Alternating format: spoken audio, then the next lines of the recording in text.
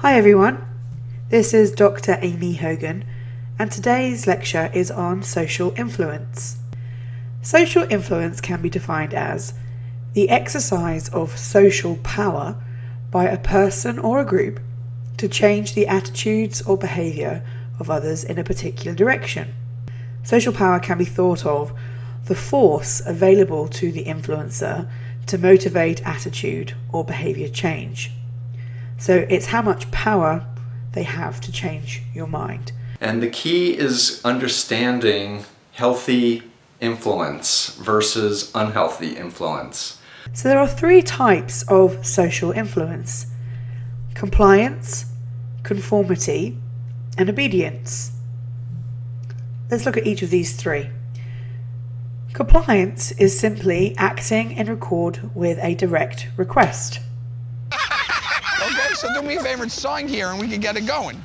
You sign. So one of you needs to sign this. Did I get a sign? Thank you, my friend. No! Thank you. You're a good man. Conformity is yielding to group pressure by copying or behaviors of others. We set up a hidden camera experiment to see if this woman would stand up at the sound of this tone, simply because everyone else is. You might be thinking you'd never go along with this. Or would you?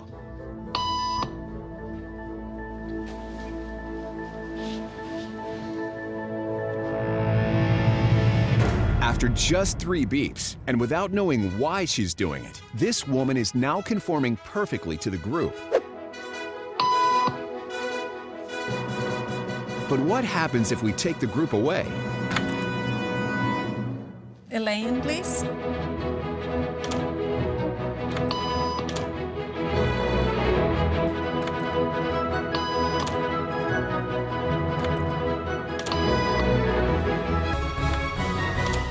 Okay, now she's alone. The crowd is gone and nobody is watching her, except our hidden cameras. What do you think she'll do?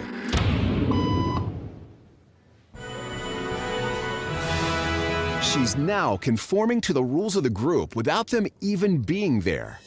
Conformity is a type of social influence involving a change in thoughts, feelings, or behaviors to fit in with a group. This pressure to conform can involve an actual physical pressure from others or the imagined pressure of social expectations. Conformity is going along with the group, modeling your responses after what the group is doing exactly what the crowd, what everybody else is performing. Okay, I want to give you a test of your visual acuity, your sensitivity to differences in line lengths. So I'm going to show you a standard, and then I'm going to show you 3 comparison lines. One is going to be bigger, one is going to be shorter, and one is going to be the same size as the standard. Your job is, tell me which line, A, B, or C, is the same as the standard. Seems like a simple judgment. You always get it right. But now, before you give your answer, there are going to be half dozen to 10 other people like you in the room, and they're going to give their answers first. An amazing thing happens. One after another, they say the line that you see as shorter is the same as the standard. Now it's your turn. You know B is the wrong answer. But what do you say? In this study done by Solomon Asch, a classic study of group conformity, the majority of people gave in on most of the critical trials to agree with, to say publicly that they agreed with the majority. So this study is one of the first classic studies on the power of a group. As long as there's 3 or more people who agree among themselves that reality is not the way you see it, in many cases you give in to see the world in their way. Let's look at that study. The experiment you'll be taking part in today involves the perception of lengths of lines. As you can see here, I have a number of cards, and on each card there are several lines. Your task is a very simple one. You're to look at the line on the left and determine which of the 3 lines on the right is equal to it in length. All right, we'll proceed in this order. You'll give your answer. Only one of the people in the group is a real subject, the 5th person with the white t-shirt. The others are confederates of the experimenter and have been told to give wrong answers on some of the trials. The experiment begins uneventfully as subjects give their judgments. 2, 2, 2, 2, 2, 3, 3, 3, 3, But on the third trial, something happens. 2, 2, 2, 2, 2. The subject denies the evidence of his own eyes and yields to group influence. 1. Ash found subjects went along with the group on 37% of the critical trials. But he found through interviews that they went along with the group for different reasons. 1. 1. They must be right. There are 4 of them and 1 of me. 1. This subject's yielding is based on a distortion of his judgment. He genuinely believes that the group is correct. Much of the power of the group came not merely from its numbers, but from the unanimity of its opposition. When that unanimity is punctured, the group's power is greatly reduced. Sometimes we go along with the group because what they say convinces us they are right. This is called informational conformity. But sometimes we conform because we are apprehensive that the group will disapprove if we are deviant. This is called normative conformity. Ash's experiment is a classic. It reveals how people will deny what they see and submit to group pressure. It allows us not only to observe conformity, but to study the conditions that increase or reduce its occurrence. And lastly, obedience is acting in response to a direct order. I'm sorry, if you don't mind crossing here, that would be great. Thank you.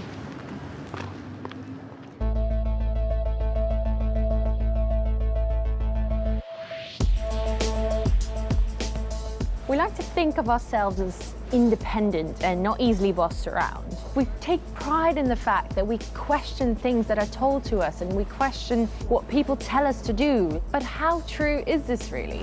Some smart folk in the 70s showed that people were more likely to take orders from someone dressed in a policeman's uniform than someone dressed in normal clothes. I'm going to assume the role of an authority figure. Got my serious jacket on, got my heels, high-vis jacket, clipboard. Will people be more likely to take orders from me in my uniform or in my normal clothes?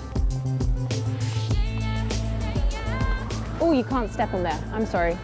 You cannot step on this area. Why not? It's not allowed at the moment. I'm sorry. And the reason why? Oh, I'd better get off there quickly if I were you. You can walk on the black line. That'd be great. Why is that? Because we're keeping it free. Oh, thank you. Yeah, that would be great. Hi, I'm sorry, we've got no standing policy on the bridge. Really? Yeah. No standing? No, so you've got to keep walking. That's okay. Yeah, you've got to keep walking, thanks. Yeah. I'm sorry, sir, we have a no standing policy on the bridge. Oh, actually, yeah. No problem, thank you. There was definitely more of an authority when I was wearing my high-vis. A high-vis is a powerful jacket. You can't stand here at the moment. If you mind moving to the side, that would be great. Yeah. Sorry, you can't stand here. People have to be moving. Yeah, that's all right. Thank you very much. Great. Sorry, we can't have prams go through the main area if you just don't mind going down the side. Yeah. There's a more sinister side to this. Some people argue that unquestioning obedience to authority is the part of our nature that allows police states to flourish. In his now famous experiment from the 60s, Stanley Milgram got a shocking result. Some people, when given orders by an authority, are willing to go as far as seriously hurting or killing someone just because they're told to do so.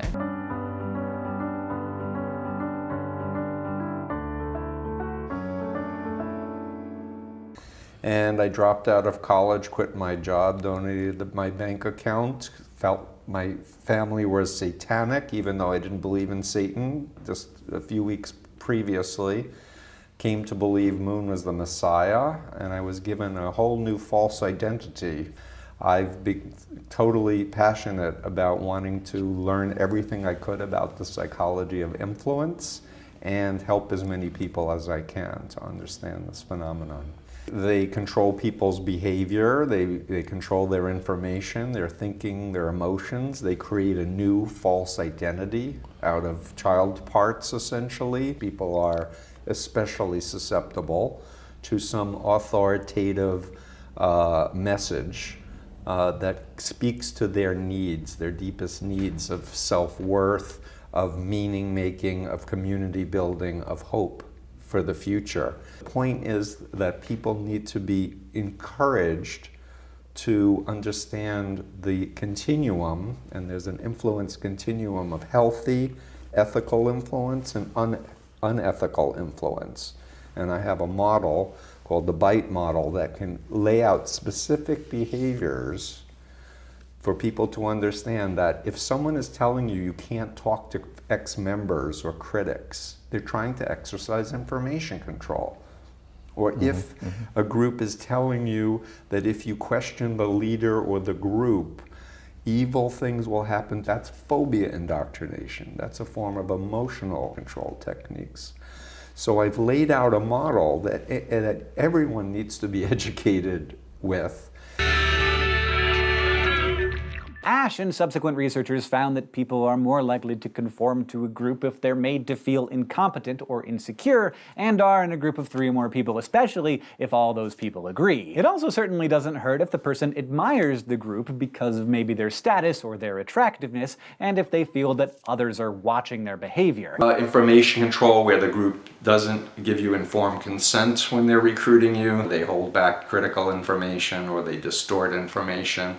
And essentially, the BITE model offers the approach for how anyone can evaluate whether or not they've been a victim of undue influence, which is a legal term, which talks about how a discrepancy of power is used to undermine a person's ability to think for themselves and make good decisions for themselves. And so models have been developed now where you take into account the predisposing vulnerabilities of a person, as well as the sophisticated techniques of influence that an individual or group are using to combine to basically create what we refer to in the mental health field as a dissociative disorder, where a person is split from themselves and a new identity is created to suppress their real identity. You need to study models of undue influence, including Lifton's model and the BITE model. You need to deliberately seek out critical information about the leader, the doctrine, and the group, or the people that you are involved with, which is directly in contradiction to what the group tells you. Don't talk to those people, they're negative, or don't talk to those people, they've fallen away from God, or those people are under Satan's control. You want to find out for yourself and trust that you have the ability to know and to fact check whether or not things are true or not.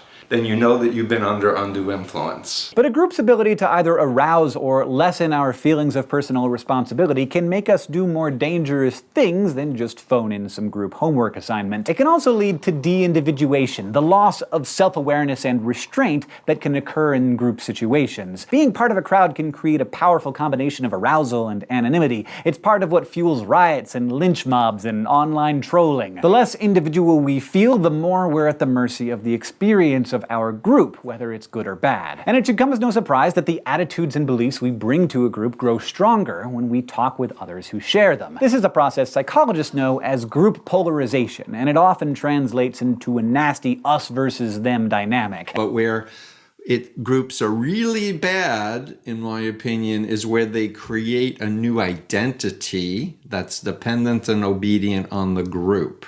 A new identity that's dependent and obedient. In other words, there's an external locus of control, whereas the real person became an adult and they think for themselves and the locus is here instead of tell me what God wants for me, or you have a direct revelation from God, so therefore I have to suppress my conscience and my common sense and my critical thinking and such. People are very, very pliable. and people are very easy to manipulate. And group dynamics can not only affect our personal decisions, they can also influence really big decisions on a larger, even national scale. Groupthink is a term coined by social psychologist Irving Janis to describe what happens when a group makes bad decisions because they're too caught up in the unique internal logic of their group. When a group gets wrapped up in itself and everyone agrees with each other, no one stops to think about other perspectives. As a result, you get some big and bad ideas, including some enormous historical fiascos like the Watergate cover-up and the Bay of Pigs invasion and the Chernobyl nuclear reactor accident. So while two heads may often be better than one, it's important to make sure those heads are still open to different opinions, or they can do some really dumb stuff. In the end, it's best to understand ourselves and our decisions as informed simultaneously by both individual and group factors, personality, and situation. So the whole phenomenon of undue influence is far bigger. It could be a boss, it could be a controlling spouse, it could be a controlling family, it could be a gang, it could be human trafficking. The phenomenon is much, much larger, and the key is understanding healthy influence versus unhealthy influence. So for example, if you ask a question and instead of getting a factual answer to your question, the person turns it back on you as a personal issue of yours. Well, what's the matter, Steve? Do you have trouble trusting? Or what's the matter, Steve? You confused about your spirituality? No, I was just asking you, what's the name of your leader and what's his accreditation? To deflect, they like to turn it back on you and try to make you feel like you're on the defense.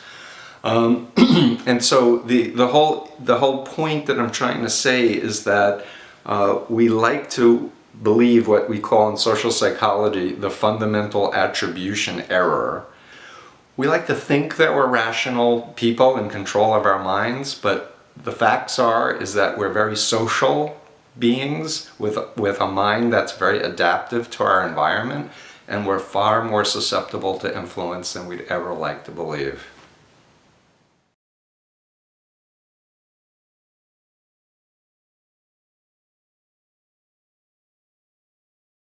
The things we're exposed to repeatedly feel more true. Now, the way this seems to work is through a mechanism called cognitive ease.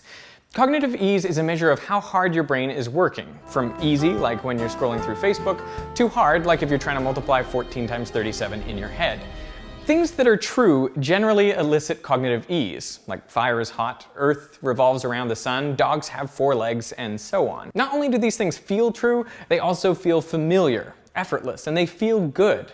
All of these are outcomes of cognitive ease. Now, the trouble arises because cognitive ease can be artificially created in other ways. One way is just by repeating the stimulus. So, with enough repetition, even a nonsense word comes to feel familiar. It triggers cognitive ease and overall feelings of goodness. But repetition is not the only way to create cognitive ease. Images with higher contrast are perceived by the brain with more cognitive ease, making them feel good, which explains most of the Instagram filters. And this is a paradox of learning and critical thinking. Cognitive ease is pleasant, it is effortless, familiar, and it really does make you more creative and intuitive. But it can also trick you. It may make things seem true that aren't, and you may feel like you're learning when you're not. On the other hand, being skeptical and analytical takes more mental work. It's more confusing and it doesn't feel as good, but it's the best way to separate fact from fiction. So the key is to identify those times when more thought is required. But with sharing and repeating ideas easier than ever before, I think we need to be more vigilant to distinguish between those things that are really true and those we've simply heard many times before. The more something is repeated, the more it starts to feel true. One of the defining characteristics of groups which exert undue influence over their members is that of doctrine over self, in which the individual is subordinate to the group, leader, and teachings. When personal desires, goals, and values conflict with group values, they are interpreted as selfish or immoral. The group, therefore, imposes upon its members in every aspect of their lives, from what to think and read to what clothing to wear or what to eat. It does this by appealing to the individual's desire to please God and be accepted in the group, or through a narrative that discarding individual preference in favor of group prescriptions is a sign of righteousness and devotion. Church of Jesus Christ is not a social organization, and it's not just about what we do for 3 hours on Sunday. It can and it should be the doctrine, the authority, the ordinance, and covenants are the central focus of our lives. If they are not, I urge you to consider your ways. Being a member of this church affects everything. Where you go, where you don't go. What you think, what you don't think. What you speak, what you don't speak. What you eat, what you drink, what you wear. There is no aspect of your life 24/7 that isn't influenced by your discipleship and devotion to the Lord Jesus Christ. If it is less than that, you are living far below your privileges in the gospel. It is not a burden. It is not a chore. It is the only source of enduring joy, purpose, and direction. The unstated premise which underlies this concept is that the group's leaders have unquestioned legitimate authority to proclaim God's will. Since members view the leader's statements as though they are coming from God, then they do not question them, and instead judge themselves and the world around them according to their ability to conform to the standards set by the group. Is there a way to sort of ensure that we're not getting close to one of those types of organizations or ways of thinking? Great question. So my stance is if it's legitimate, it will stand up to scrutiny. And if someone's trying to pressure you to a fast sell or to do something, everybody needs an internal protector. And like, warning, warning. Remember Lost in Space, Mayim? Warning, Will Robinson. Danger, danger. I think the answer is to develop a kind of, a sort of a hero mentality that's just something that we need to have in the back of our minds, so we're kind of aware that this goes on. That's all it is. It's why I do shows like this, just to have a knowledge that this is the norm, this is how things generally are, and to have that little thing at the back of your mind where you've sort of mentally rehearsed the idea of stepping up to it, so that when it does happen, it isn't so scary, and you kind of know, okay, this is the thing to do. And even just to be cognizant of that our instincts are to make us like lemmings, you know, to walk along. That's what our instincts are telling us to do, and just to have that awareness. Maybe I'm going to check that. Maybe understanding this is my nature, I'll choose something else. People need to understand most people are nice and good. There's a small percentage of the population that are malignant narcissists. There's one big characteristic that does differentiate the malignant narcissist, and that characteristic is anxiety. Malignant narcissist. They do feel anxiety because at the core of the narcissist is a feeling of insecurity. What you're seeing in the narcissist is a false sense of superiority. That's why you can't do anything to help them, because they're too fragile. They can't take criticism. They can't listen to you because they're too afraid. So they're going to fight tooth and nail to maintain this superior veneer to dominate. That's why they simply can't be confronted. That's why you can't win an argument with them. They are relentless. They will argue till the end of the earth before they give a point. They won't give. They can't.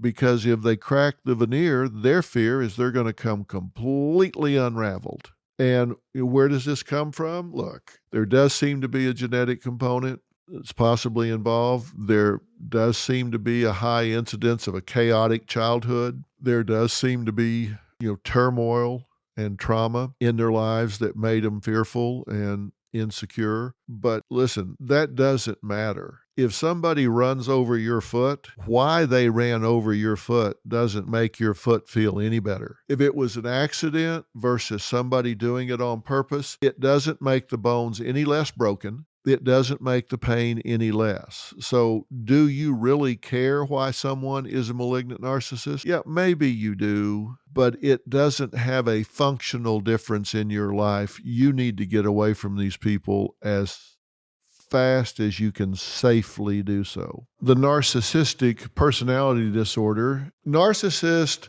are very grandiose. They have to be the center of attention. They have an exaggerated need for admiration, right? They just need everybody to think that they're special, better than you, above you. They need for you to admire them and hold them up on a pedestal. And a narcissist doesn't need anything from anybody because they're godlike. They are a power figure. And one thing they do not have is empathy. Now, that means they don't have the ability to stand in your shoes and experience what you might be experiencing, which is okay for them because they don't care. They can give a damn less about what your experiences are because that's not about them. And they're only interested in those things that are all about them. They have what we call an identity disturbance. These people are not really sure who they are. They're always playing a role. They're always thumping their chest. They're always pretending to be something they're not. Nothing ever really fulfills them. These people have real feelings of inferiority, is a false sense of superiority. You know, somebody that's really powerful, somebody that's really smart, somebody that's really skilled, really good at something, they don't need to tell you all the time how smart and good they are.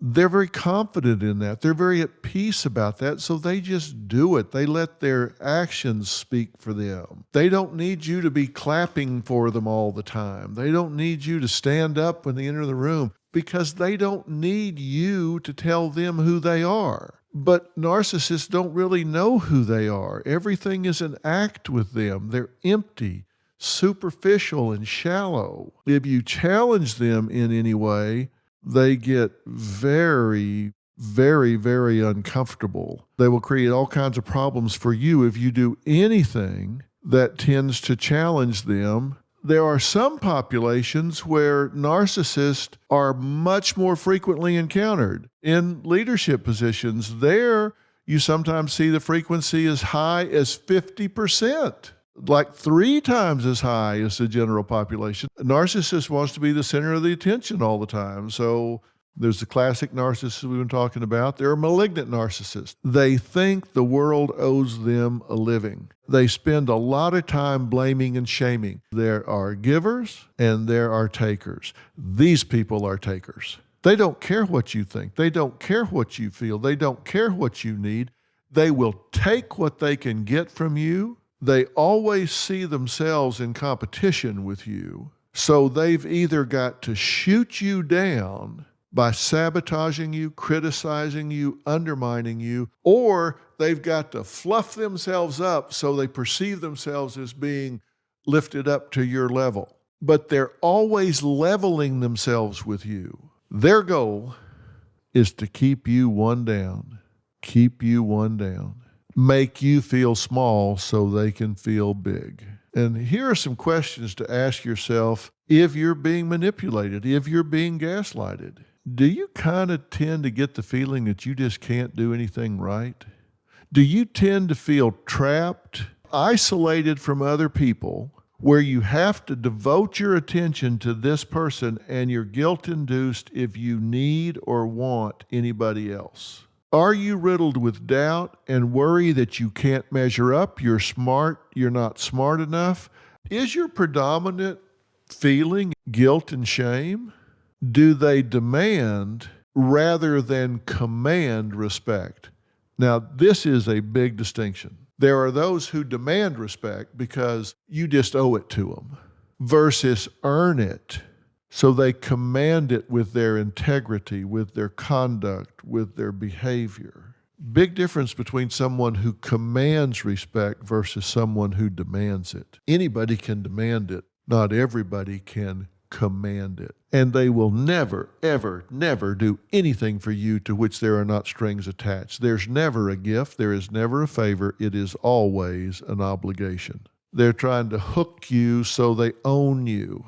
They don't tend to respond to therapy very well, which means the focus needs to be on you and protecting you. They say, I have the most loyal people. Did you ever see that? Where I could stand in the middle of Fifth Avenue and shoot somebody and I wouldn't lose any voters, okay? It's like incredible. I know you like me and this room is a love fest, I know that. But you have no choice but to vote for me. I am the chosen one. Somebody had to do it. I'm a very stable genius. And you're all going to say, thank you, Mr. President. I've made a tremendous difference in the country. Who are you consulting with consistently so that you're ready on day one? I'm speaking with myself, number one, because I have a very good brain. So I know what I'm doing. I speak to a lot of people, but my primary consultant is myself, and I have, I have a good instinct. Believe me. Believe me. Believe me. Believe me. Believe me. Believe me, I know. Believe me. Nobody builds walls better than me, believe me. Donald Trump shows clear signs of the most severe personality disorder. It's called malignant narcissism, which has 4 components: narcissism, paranoia, antisocial personality disorder, and sadism. I think everybody knows Donald Trump's a narcissist by now.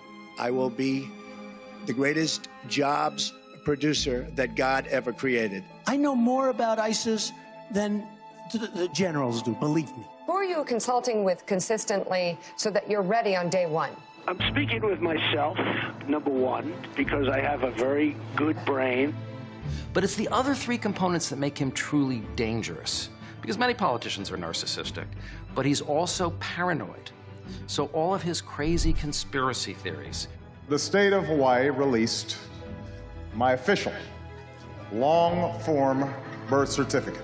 The birth certificate was produced in 2011. You continued to tell the story and question the president's legitimacy in 2012, 13, 14, 15. Yeah. How about this one about Ted Cruz's father? His father was with Lee Harvey Oswald prior to Oswald being shot, and nobody even brings it up. And his sense of being a victim. Mr. Trump turned his sights on Google, tweeting, "They have it rigged for me and others so that almost all stories and news is bad." And his demonization of anyone who disagrees with him. Nasty guy. Now I know why he doesn't have one endorsement from any of his colleagues. All right, John, I get to respond. Pick from the buffet there. He's a nasty guy. These are all signs of a paranoid process. Planet Earth about to be recycled. Your only chance to survive is to leave with us. We're saying that planet Earth is about to be refurbished, spaded under, and have another chance to serve as a garden for another human civilization. We're on the threshold of the end of this civilization. My father is not a human father. My father is a member of the evolutionary level above human, the kingdom of God, the kingdom of heaven. My father gave me, long before this civilization, gave me birth into that kingdom level above human, that kingdom of heaven, that kingdom of God. Now you can say, well, I can't believe that. Well, it's up to you whether you believe that or not. That's not important to me, even though I wish that you could believe it for your sake. For those who do believe it, stand a possibility of a future beyond this recycling time. Now you say, well, according to religious literature, I thought there was someone else that was going to come and be our Savior here at these end days, that was going to be Christ's return. Well, the name Christ might be a little confusing, or the name Jesus, because the name Jesus, of course, was the name given to the body that mind that was indeed from the kingdom of heaven came. And that mind was here 2,000 years ago, and that mind came for the express purpose of teaching humans how they could be saved, how they would not be plowed under at the end of the age. Well, we're at the end of the age. So the one, or the mind that was in Jesus, what? That mind is in me? You'll have to decide that for yourself. I must admit that I am here again, that I'm here saying exactly the same thing that I said then, trying to say it in today's language, trying to hope that for your sakes you can see what we have to offer you, for our Father offers you life. I know what I just said. I said that I am the return of the Son of my Father. My Father came with me. This time, came in the early 70s, took on a human form, an adult human form. I'm here to offer you an opportunity to know the truth so that if you can connect with it, then you might survive the respading or the recycling that is about to occur. What I say to you now is direct, present, current transmission information from the kingdom level above human, the kingdom of God, the kingdom of heaven, and of my Father. And unless you hate everything of this world, you will not know the kingdom of heaven. You have to graft to me. You have to cling to me. I will take you to my Father's house. We're ready to go into your kingdom. And they, the students, have to say to my Father, we trust your Son. We trust the one you sent. Even so much that we have no hesitation. This is the beginning of the end. That's why we're talking. It is beside Jesus, who believed, and Jesus said, this day thou shalt be with me in paradise. He knew that he seriously believed. And that he knew that's all that it took, is for him to believe who he was. Even believing him in a condition when he was being killed. And this is so exciting to us, even though we know that it is close to our end, and that is why it is exciting to us. This is as true could be, but you have to know me. You have to trust me. You have to believe me. Some can know me now. Some can even know me for the first time when they see this tape and say, I don't know what there is, but there's something in my head that makes me know that fellow and makes me know that what he's saying is true. And I may be wrong, but I'm going to try to find more out and see if that's what I need to be a part of. Because I know that this place has become something that is not where I belong. And I say it's a very short time before our departure. So our thoughts will be of you. We hope that your thoughts will be of our Father's kingdom. A man in Houston is making a remarkable claim that he is the second coming of Jesus Christ. Perhaps equally remarkable, the number of people who believe him. And when Jose Luis de Jesus Miranda entered the room with a security detail clearing his way, it could have been a rock star or a politician. His style is a bit of both. I am the second coming of Christ, that Messiah that they've been waiting for. Dr. Miranda tells us angels visited him, then Christ himself. He came and he disappeared in me. He integrates within me. And since then I've been teaching mysteries of the Bible. What is undeniably true is that people, he claims millions of them, believe him. He began in a nondescript Miami warehouse. He now spreads his message by way of DVDs and owns his own 24-hour-a-day satellite channel. He is Puerto Rican, but has followers throughout Latin America and increasingly in the U.S. He is God. Where he has learning centers in New York. And now, alongside other non-denominational churches, he has one in Houston. Followers here, there is no devil, no sin, that Jesus took it away. We are so tired of the lies of so-called Christians today, because if they call you a sinner, we feel hurt that someone will call you a sinner. Most of all, he seems to tell them they are worthy of being cared about. And some people told me, that it looks like the devil. If that is true, I want to be with the devil, because he made me so happy. One person termed Dr. Miranda's message seductive. The danger Mitchell warns says that with such devout followers, this could become a cult, especially since Dr. Miranda also envisions a world government with him at its head. Anything they don't understand, they call it a cult. That's it. I know I'm a Christian. I'm using the same book they're using. In fact, I will call them cults because they're not teaching the truth. At least I'm teaching the truth. I'm honoring Jesus. They don't understand it. They call me a cult. If I'm a cult, I'm the best one. I love to direct this beautiful cult. And he will be directing Creciendo en Gracia from Houston. He says he was recognized everywhere in Miami, so now He has moved here and will run his worldwide organization from a home in the suburbs.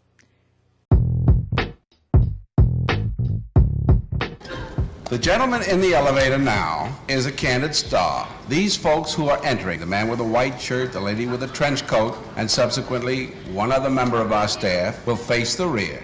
And you'll see how this man in the trench coat tries to maintain his individuality, but little by little, he looks at his watch, but he's really making an excuse for turning just a little bit more to the wall. Here's the candid subject. Here comes the candid camera staff, 3 of them at least. And this man has apparently been in groups before.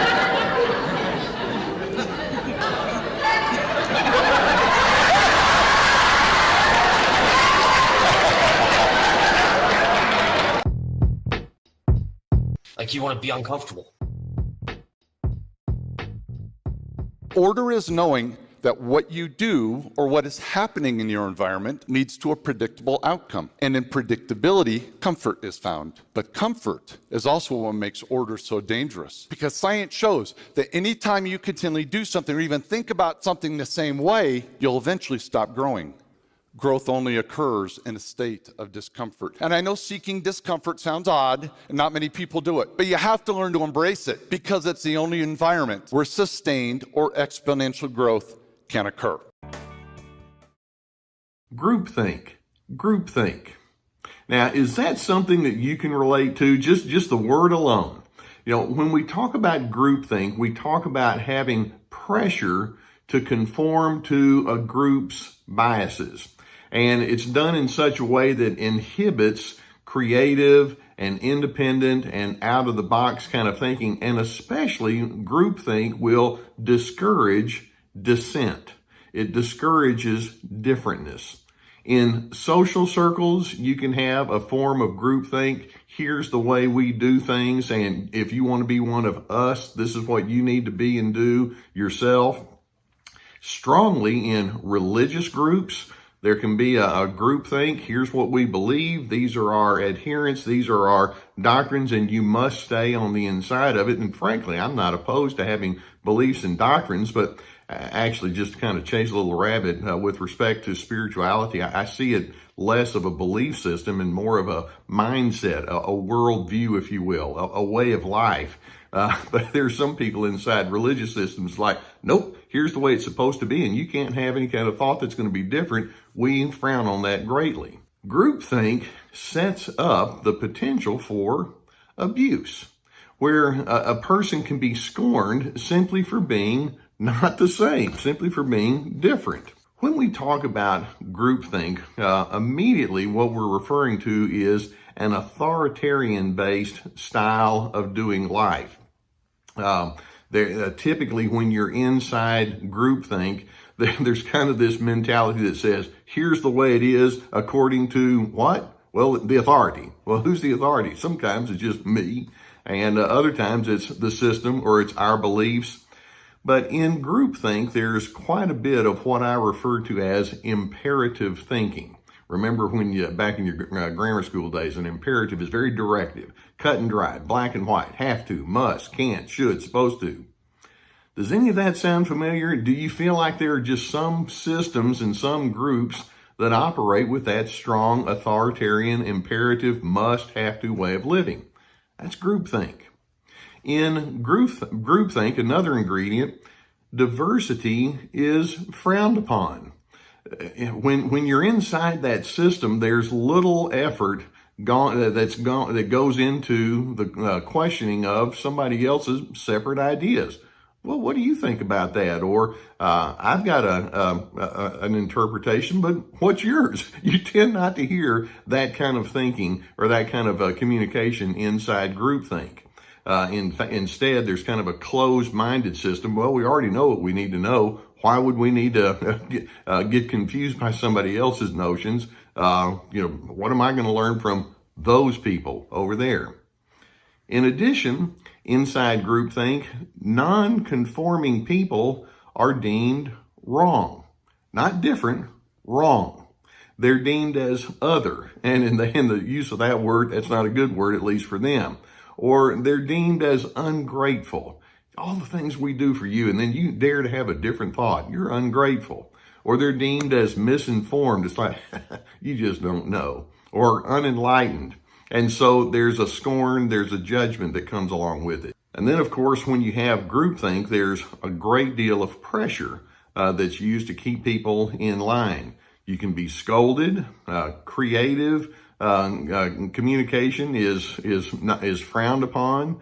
When you show yourself to be different, you can be shamed, you might be shunned, there might be punitive measures. Those kinds of things can happen. And the result is there's a suppressed creativity. There's a lot of suppressed emotion, especially anger, and you find yourself being calculated and guarded and having to figure out, what am I supposed to say to this person, not that person. Dissonance. There's a dissonance between your public self and your private self. It sets up a two-faced way of living and being. It doesn't lead to good things at all. And so I want to ask the question, how are we going to respond to this in such a way where we don't get caught up in all of the dysfunction that is required in groupthink? First, don't apologize for being a curious person. Be willing to ask questions. Why do we do it this way? Why not that way? And when someone says, well, I don't like that, it's like, okay, I understand you don't like that, but I have curiosity anyway. What's on the other side of that fence that you're trying to erect around me? What's going on out there? Be a curious person. I actually like to read books or look at videos and things of that nature from the vantage point of people that I don't agree with. And it's not so that I can figure out how to squash them, but I want to know. I have certain beliefs, but why do other people believe differently? I think it's good to have curiosity. I want to keep my mind in an expanded kind of way. Who knows? You might learn something. I might learn something. A second thought, don't assume that doubt is a bad thing. When you're inside groupthink, it's like, well, I just got some doubts about these people. Sometimes I have doubts about myself. Well, basically what you're doing is you're rubbing against the black and white thinking that's there in front of you. And your doubt is kind of your mind's way of saying, maybe there's more gray in this world than these other folks are letting on. I wonder what happens if you live inside the gray. And let's even go a little bit further. Be wary of the person whose favorite phrase seems to be, I know. Well, nobody knows everything, and that's okay. I like just knowing that maybe there's something bigger going on here than just me and my little way of thinking. And if I have doubts, it just means, well, in my mind, that it's my mind's way of saying maybe there's something more. I'd like to remain open to it. Be what you are, state what needs to be stated, and let that be enough. Allow yourself to be your own independent, distinct person. Number 4. Allow common sense to override loyalty. Now, let's be careful here. I like loyalty. But sometimes when people imply that you have to be loyal to our religious group, our work style, our family, loyalty is kind of a cover-up for obligation or duty. It's good to have loyalty in the sense that you're reliable and you're a team player and you want to blend well. I'm all for harmonizing. But not at the expense of having to park my brain at the back door whenever I walk in there. Sometimes common sense says, the way the group is requiring me to live doesn't add up to the way that I think, and I'm going to go ahead and allow myself to have my common sense and act upon it. Resist calmly other people's attempts to coerce you. Inevitably, groupthink leads to a lot of coercive kind of thinking and communication, and people are going to come at you with, what's wrong with you? Why do you have to be that way? And basically that just, to me, reveals their insecurity. It's like, I can't deal with it when people think differently from me. If others want to coerce you, that's on them. And you don't have to coerce in your response back. You don't have to convince them as they're trying to convince you. Just let it be known, I know that you and I think differently. I'm going to go ahead and stick with the way that I believe is wise. So I strongly suspect that you can look at some systems that are full of this groupthink. And let's close by saying, not only is it okay to be you, it's necessary to be you. And so let's celebrate variety. Let's have common sense. Let's have a sense of harmonizing, but let's do so with the understanding that if someone thinks differently, if you think differently, we can approach that by asking, how might I learn from this? That sound reasonable? Be you and allow yourself to be your own independent person. I'm hoping that's not going to be too high of a risk for us to suggest that. Don't you think? What would it be like if you had that one narcissist that's part of a collective, part of a group of people that think very much the same way that they do? And it is what we refer to as collective narcissism. You can have one narcissist, but then let's put that person on the inside of an overall group, and that group itself promotes what we would call a groupthink. That's what we refer to as collective narcissism. And like I say, they have that real powerful groupthink. As a group, they don't care about other people who think differently. As a group, they can be very forceful and dogmatic in the way that they approach whatever it is that's important to them. They can be very defensive with anybody that wants to come against them or suggest a different way of being. Certainly, this groupthink, this collective narcissism, can play out in social cliques, or social circles or couples groups and things like that. And cliques can show up. And inside the cliques, there can be a certain personality, if you will, that plays out. Even things like sports teams. Or certainly, we see this collective narcissism inside politics. You have one side that says, here's the way everything is supposed to play out policy-wise. And the other says, no, it's supposed to be this way. Well, I'm kind of one of these that says, you know, there usually are intelligent people on both sides. Why don't we put our heads together and think? It's like, no, we don't compromise. And in this day and age, that's very common. And it doesn't really matter what country you're in, sad to say. But there's a superiority complex inside politics. Same can be said within religious circles. There's some people who honestly think that they own God. They have all the corner of the market of truth about that very complex topic. And if you don't think the same as they do, they have to convert you. And if you won't convert, then, you know, that's kind of the way many of them think. Or ethnic groups. It's like in our group, in our tribe, here's the way we do things. These are the things we emphasize. You get an idea of what I mean? This collective narcissism can play out in so many different mannerisms. And many times when you have this collective narcissism, they're known every bit as much for what they're against as for what they're for. Let me run through these and see if you recognize any of these as familiar. First, when we look at collective narcissism, there's a heavy emphasis on binary themes. And when I say binary, in, out.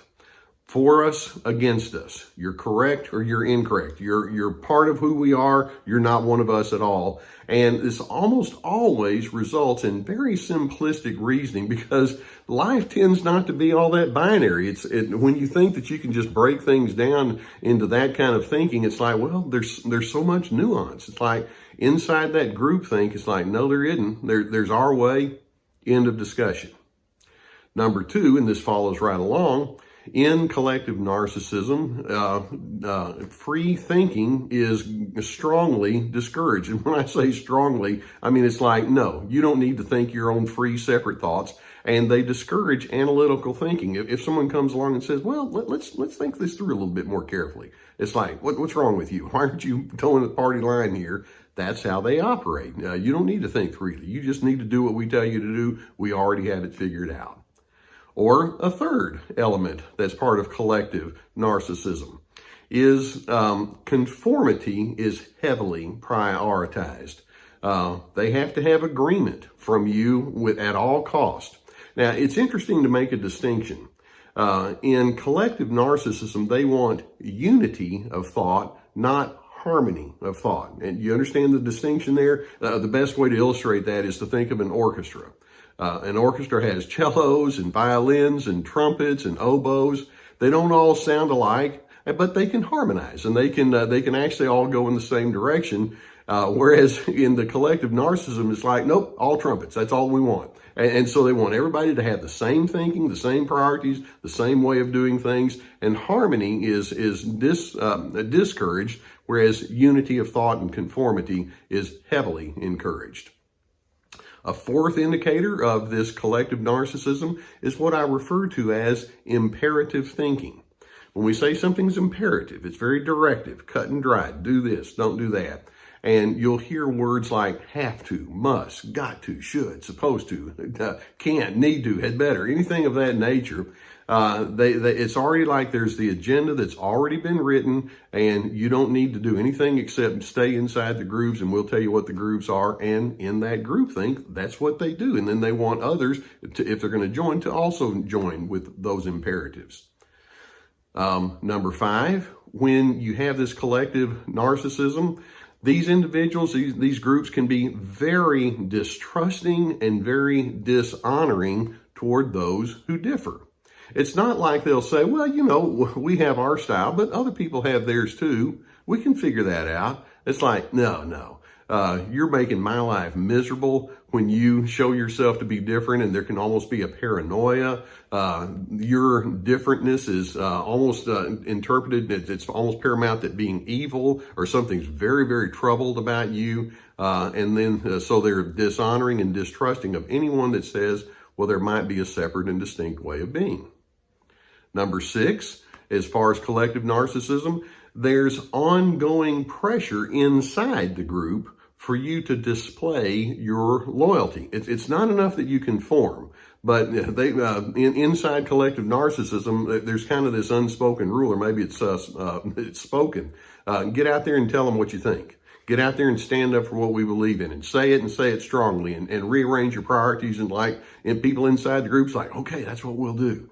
They don't have their own individual distinctions. Number 7, they have an idealized image of who they are. They're enamored with themselves as a group. It's like, oh, the way we do things is so much better.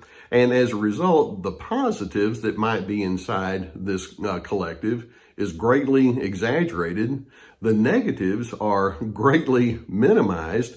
There's no sense of objectivity whatsoever. It's highly subjectively driven, and the way they view themselves is all built around, self-gratification and self-explanation that why we're all so good.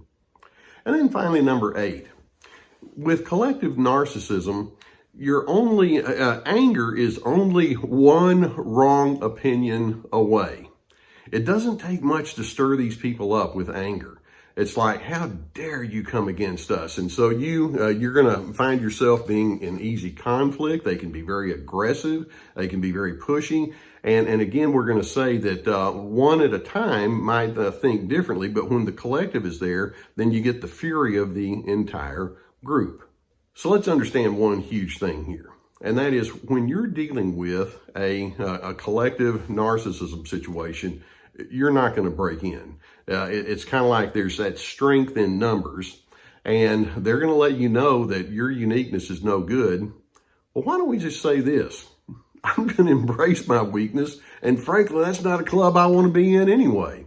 And I'm going to have to just learn to live my life separate and distinct from that. And if I don't fit into their collective, then that's not necessarily an indictment against me. It's just where they are. You see, one of the things that happens when you join in this collective narcissism, the price that you have to pay, the initiation fee, if you will, that you have to pay to be in that group, is you lose yourself. If losing myself is the initiation fee for joining that group, no thank you. I don't want to be a part of someone else's collective neuroticism. This collective narcissism is really difficult when you're up against it, but it can underscore you need to go ahead and be your own unique person. You were meant to be your own unique person.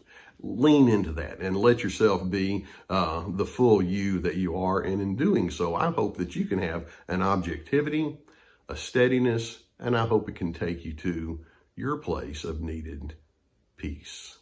2/3 of American adults identify with some religious faith. Many people find within their faith a sense of identity, community, and a deeper connection to purpose or a higher power. But along with the benefits of any faith system come the dangers of experiencing spiritual abuse or religious trauma. Any structure or community provides opportunity for power dynamics or abuse. But when we throw faith into the mix, everything gets an added layer of complication.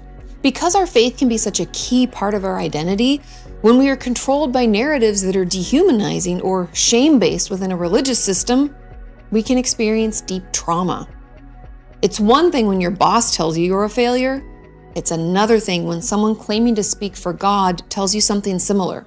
And while that's not true for every church or religious community, it is true that the power that comes from religion has the potential to really shape us, for better or for worse, and evaluate how we can identify when a religious space or community is a healthy fit. Number 7, any system that requires conformity in beliefs in order to belong and doesn't make space for disagreements or questions can result in trauma. In many unhealthy religious communities, independent thinking isn't supported. People can be taught that they must agree with what they've been told by their church leaders, and the consequences for disagreeing can feel really intense. One member of our community shared with me, quote, "We are taught that there is only one right way, and anyone who says or teaches contrary to that is essentially the devil trying to lure you away from God. My experience was that the church capitalized on fear and shame to keep people drawn in. It's powerful and so damaging." Number 6, beware of any faith community that motivates with fear. If you don't remain abstinent, you will never find a spouse. And if you don't keep up with your prayer, repentance, purity, or whatever, and the rapture happens, well, then you're left behind with all the other sinners. If we didn't, God's message wouldn't get out and other bad things would happen, and we weren't supporting him. And even as a young child around 11 or 12, I felt pressure from my Sunday school teacher to give the church 10% of my allowance. So I gave it, not because I wanted to, but because I thought that if I didn't, something bad was going to happen. And even as I think about this, I was also pressured to make a purity pledge in a youth group to keep myself quote unquote pure before marriage. And they even asked the entire group of guys, so we're all in our youth group, they asked all the boys if they wanted to marry a virgin. And they all, of course, raised their hands. And then the youth leader said something to the effect that we would never find a husband if we didn't remain pure. Like, look at all their hands raised. But I can't even believe I hadn't thought of this, and I never realized just how sexist that was. And also, who said any of us wanted to get married? Number 5, if a religion trains us to not trust our body, thoughts, or any urge or need that we have because it may go against what the Lord or church thinks is right for us, that can lead to some serious trauma. And a huge example of this is how many churches still aren't accepting of our LGBTQ+ community. When an organization tells us that who we are and who we love isn't acceptable, that can definitely be traumatizing. But add to that faith and spirituality, now you've got a situation where you conflate what you were being told by leaders as what you were being told by God. And if you're a person of faith, that can impact you on such a deep level. I've had many friends growing up who didn't feel safe coming out until they moved away and didn't go to their church anymore. I even had a friend who was shunned by his Mormon family because he came out as gay. It's so incredibly sad and definitely traumatizing. Number 4, any church or organization that prevents us from getting help, saying that we shouldn't need any outside support and that God will give us all the support we need, is not a healthy space to be in. Number 3, religious trauma can take place when belonging is conditional on belief. When a community requires you to share beliefs or you lose your family and friends, it becomes really hard for it to be healthy. One of the amazing things about being involved in church is the community, or as many call it, our church family. That connection and support can be life-changing and so needed, especially now. But if we don't agree with everything they preach or have questions about something in the sermon, that beloved community can be immediately cut off. It's almost like they're controlling us by withholding love, that if we don't agree with everything, then we don't get to be around them anymore. We should feel free to question, do our own research, ask the thoughts of others around us, and come to our own conclusions about things. Any group that doesn't allow for that and even threatens to push us out or cut us off from them if we don't just go along and agree can be indirectly damaging our mental health. Not to mention, it can be incredibly traumatic. Number 2, brainwashing and religious indoctrination aren't going to result in health. And I know I've touched on this throughout the video, but it's important that we all understand that telling someone there's only one way to think and to feel, and if they don't agree or go along, we can threaten to withhold love or even use the belief system against them. For example, the church can tell us that our issues or any of the questions that we have just show how much of a hold the devil has on our lives. I've been in churches who did this, and then after saying that, like the devil has such a hold, then they would ask for more from the person who had asked the questions, because in order for them to cleanse themselves of their sinful thoughts, they needed to volunteer at the church more or spend more time in prayer or whatever, you name it, any way to do more to earn it back. And the push to earn this love from God and the church isn't healthy. And for many, obviously, it can be traumatizing. And finally, number 1, religion isn't universally traumatizing or harmful. There are many instances in which it can offer the support, guidance, and care that we're looking for. And many churches and religions support independence and challenge the way things have, quote unquote, always been. We just have to take our time, get to know the people at that church, and really listen to what's being preached and done within that religious community. And then decide if it's a good fit for us. And if it's not working out, or we're feeling pressured into beliefs or actions that we don't think are right, it's entirely okay to take some time and space from the church to reevaluate. And if we decide leaving is best, just know that it can be messy and difficult to tease out what parts are things that we want and what parts would we prefer to leave behind. So be compassionate with yourself as you figure it out, but remember that you don't have to leave your identity, your thoughts, or your faith in God behind. You may just have to find a healthier way to incorporate your faith and spirituality into your life, because it is possible to keep what was good and at the same time detangle it from the unhealthy parts. I hope this video was helpful. There is so much more to talk about, but I hope this was validating and informative. And if you want to share any of your own thoughts or experiences with religious trauma, please feel free to leave that in the comments below. Have a wonderful week, and I will see you next time.